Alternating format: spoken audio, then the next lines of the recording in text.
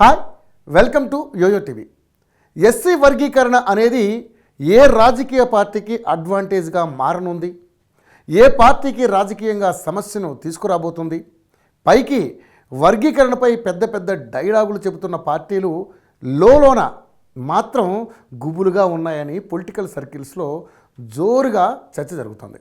ఇంతకీ ఏ పార్టీలో ఏ టాక్ నడుస్తుందనే విషయానికి వస్తే, తెలంగాణలో వర్గీకరణ విషయంలో రేవంత్ సర్కార్ అసెంబ్లీ వేదికగానే ఒక ప్రకటన చేసింది. వర్గీకరణకు తమ ప్రభుత్వం కట్టుబడి ఉందని తెలిపారు.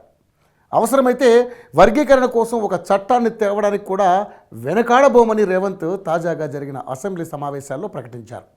దీని ప్రకారమే కొత్త ఉద్యోగ నోటిఫికేషన్లు కూడా వస్తాయని ప్రకటించారు. అసెంబ్లీలో ఆ సమయంలో ఉన్న మాదిగ సామాజిక వర్గంకు చెందిన మంత్రులు, ఎమ్మెల్యేలు సీఎం రేవంత్ ప్రకటనతో బల్లలో చరుస్తూ హర్షం వ్యక్తం చేశారు.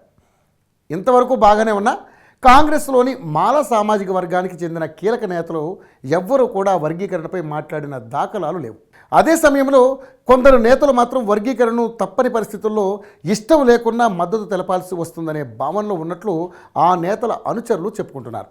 వర్గీకరణ పేరుతో తమ మధ్య లేనిపోని విభేదాలు సృష్టించడం కరెక్ట్ కాదని సెలవిస్తున్నారట. వర్గీకరణ విషయంలో రేవంత్ ప్రకటనపై కూడా అసంతృప్తిగా ఉన్నప్పటికీ ఇప్పుడు ఏం చేయలేం కదా అనే భావనలో మాల సామాజిక వర్గం ఉందని గుసగుసలు వినిపిస్తున్నాయి. కాంగ్రెస్కు మాల సామాజిక వర్గం దూరం కాకుండా తగిన జాగ్రత్తలు తీసుకోవాలని కూడా సూచిస్తున్నారట.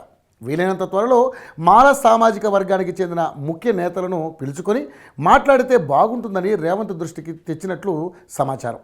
సీఎం రేవంత్ రెడ్డి కూడా అందుకు సానుకూలంగా స్పందించినట్లు చెప్పుకుంటున్నారు. కాంగ్రెస్ ఏ వర్గాన్ని దూరం చేసుకోదని, ఏళ్లుగా జరుగుతున్న వర్గీకరణ పోరాటంపై సుప్రీం తీర్పునే అమలు చేయడానికి కట్టుబడి ఉన్నామని రేవంత్ కూడా చెప్పినట్లు తెలిసింది. మొన్నటి ఎన్నికల్లో ఎస్సీ, ఎస్టీ, బీసీ వర్గాలు కాంగ్రెస్కు అండగా నిలిచాయని, అలాంటి వర్గాల విషయంలో తమ ప్రభుత్వం ఎప్పుడూ సానుకూలంగా ఉంటుందని రేవంత్ వారితో చెప్పినట్లు సమాచారం.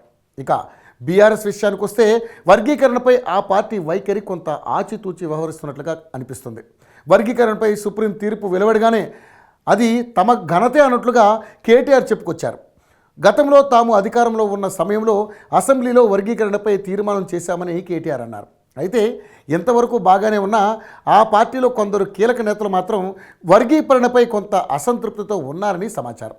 మరీ ముఖ్యంగా కేటీఆర్ కోటరీగా ముద్ర ఉన్న మాల సామాజిక వర్గం నేతలు ఈ విషయంపై కొంత నిరాశగా ఉన్నట్లుగా ప్రచారం జరుగుతుంది. అసలే బీఆర్ఎస్లో మాల సామాజిక వర్గానికి అత్యంత ప్రాధాన్యత ఉంటుందని తెలంగాణ భవన్లో గుసగుసలు వినపడుతుంటాయి.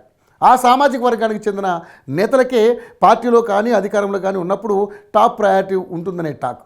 ఇలాంటి పరిస్థితుల్లో ఈ వర్గీకరణ విషయంలో మాత్రం తొందరపడి ఎలాంటి స్టేట్మెంట్లు ఇవ్వద్దని ఆ వర్గానికి చెందిన నేతలకు పార్టీ అధిష్టానం సూచన చేసిందట. ఎలాగూ మనం ప్రతిపక్షంలో ఉన్నాం, మనం అంతగా ఆలోచించాల్సిన పని లేదు. వర్గీకరణపై రేవంత్ సర్కార్ ఎలాంటి నిర్ణయం తీసుకుంటుందో అప్పటి వరకు వేచి చూడాలని చెప్పిందట. ప్రభుత్వ నిర్ణయం తర్వాత అప్పుడు రాజకీయంగా మనం ఏం చేయాలో డిసైడ్ చేద్దాం, అప్పటి వరకు కాస్త సైలెంట్గా ఉండమని గులాబీ అధిష్టానం చెప్పిందని ప్రచారం జరుగుతుంది. వర్గీకరణ విషయంలో తమకు పూర్తి స్థాయిలో ఓ స్పష్టత ఉందని బీజేపీ చెబుతుంది. ఆ స్పష్టత ఉంది కాబట్టే తాము మందకృష్ణ పోరాటానికి ప్రధాని మోదీ సైతం మద్దతు పలికారని బీజేపీ గుర్తు చేస్తుంది.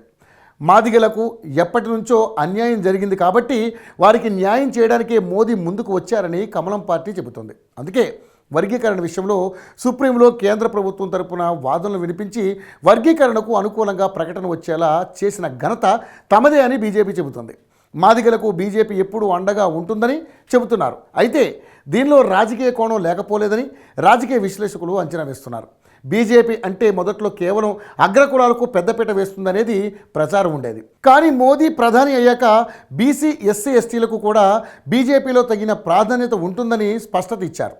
ఇక దేశంలోనే అత్యధికంగా జనాభా కలిగిన ఎస్సీ సామాజిక వర్గం మాత్రం బీజేపీకి ఎప్పటి నుంచో కొంత దూరంగా ఉంటూ వస్తుంది. తమ భావాజాలానికి బీజేపీ సిద్ధాంతం విరుద్ధమని, అందుకే తమకు ఆ పార్టీతో పొసగదు అనేది అనేక మంది చెబుతుంటారు. కానీ బీజేపీ తాజాగా వదిలిన ఈ వర్గీకరణ అంశం మాత్రం దక్షిణ భారతదేశంలో కొంతమేర బీజేపీకి రాజకీయంగా లబ్ధి జరగవచ్చని ప్రచారం జరుగుతుంది. మొత్తానికి రాజకీయ పార్టీలు వర్గీకరణపై ఎలా క్రెడిట్ పొందాలి, ఇతర పార్టీలను ఎలా ఇరికించాలి అనే కోణంలో వ్యూహాలు పన్నుతున్నాయి. రానున్న రోజుల్లో వర్గీకరణపై రాష్ట్ర ప్రభుత్వం తీసుకునే నిర్ణయాలపై పార్టీలు ఎలా స్పందిస్తాయి, సొంత పార్టీలోని నేతలు ఎలా రియాక్ట్ అవుతారో వేచి చూద్దాం.